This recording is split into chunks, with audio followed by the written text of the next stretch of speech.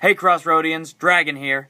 Get your flight crews to their X-Wings because today we're talking about Star Wars Age of Rebellion.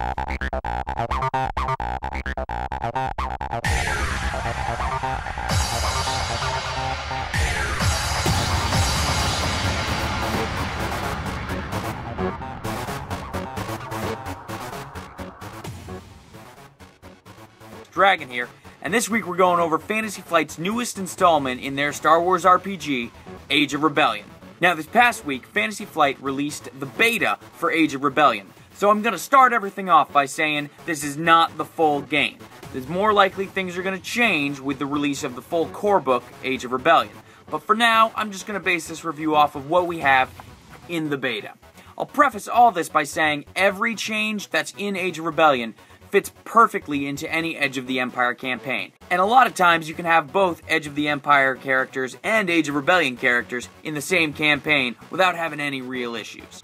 Now in Age of Rebellion, there are two major changes. The first applies mostly with character creation, with expanded races, classes, and the other applies with added weapons, starships, that kind of thing. Now the major changes in character creation start off right from the beginning. Now, your characters, unlike in Edge of the Empire, don't have obligations, they have duties. Why does he always say duty in these videos?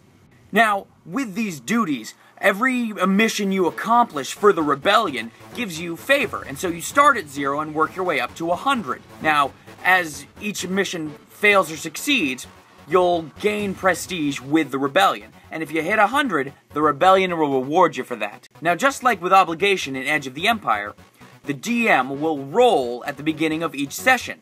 And if his roll is lower than your party's combined duty rating, something will happen for the rest of the session. Now, with Edge of the Empire, your whole party had a negative because your obligations were, debts and that kind of thing. So they were drawbacks. But with your duty, it's sort of like a prestige. The more you do, the more you accomplish for the rebellion, the better you feel, so your characters are naturally gain bonuses. And then when you hit 100, your party can gain one new ship, or they can each gain individual bonuses, or you can just take cash value. It's up to the DM and the party. So, and then it resets back down to 0, and you sort of enter a new tier of prestige. Now, some of the other changes in Age of Rebellion concerning character creation are just the general addition of races. There's a few new races, and there's also a few new careers. Now, the careers are pretty interesting. Some carry over from Edge of the Empire, but most of them apply to the Rebellion itself. The 4 new careers in Age of Rebellion are the Soldier, the Spy, the Commander, and the Ace. The Soldier is basically what it sounds like. Anything that would be on the ground.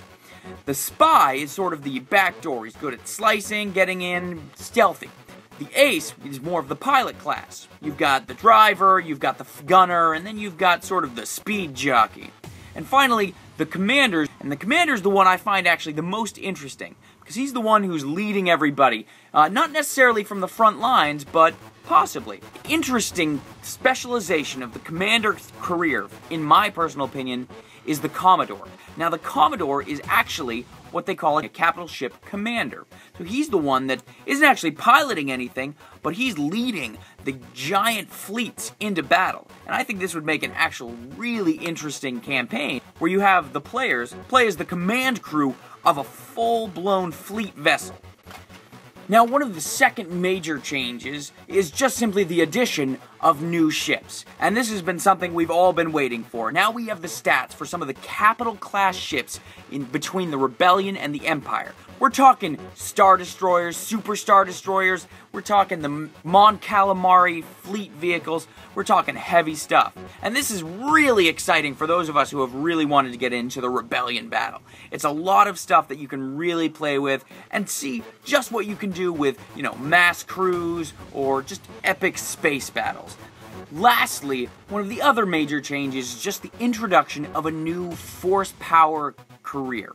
We now have the Force Emergent tree, and this is going to be someone who is still barely new to the Force, but has some, expertise in one specific ability.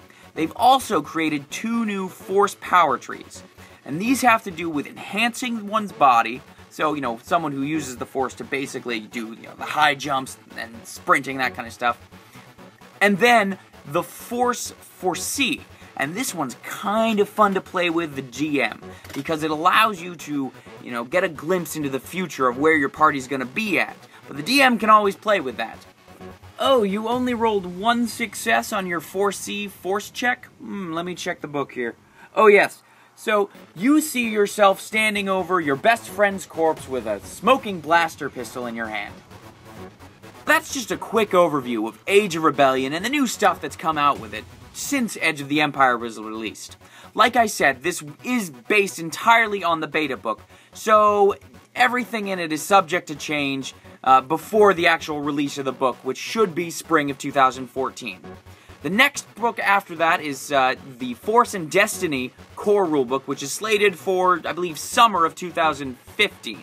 So just in time for the Avengers, and hopefully the new Star Wars films. Don't forget, we do have the beta books in stock, so come on down to Crossroad Games and we can hook you up with one. Otherwise, check out your local game shop. I'm Dragon, this is Crossroad Games TV, and I'll see you on the dark side.